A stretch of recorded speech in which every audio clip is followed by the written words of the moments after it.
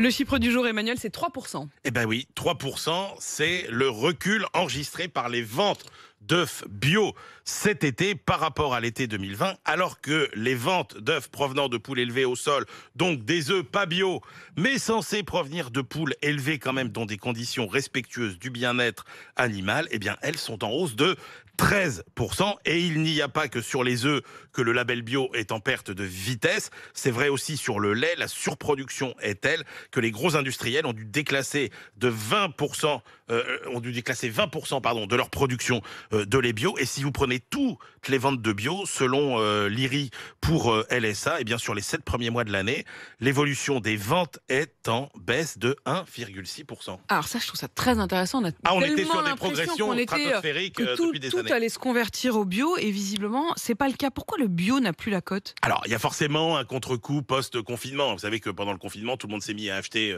des œufs bio, de la farine bio pour faire de la pâtisserie. Bon, tout ça, ça s'est évidemment tassé quand on est revenu à une vie normale. Mais la tendance est plus profonde que ça. Il y a d'abord un problème de prix. Aujourd'hui, les tensions sur le pouvoir d'achat sont telles qu'on va au premier prix et que le bio, en moyenne, c'est souvent 20 à 30% plus cher que les produits non bio.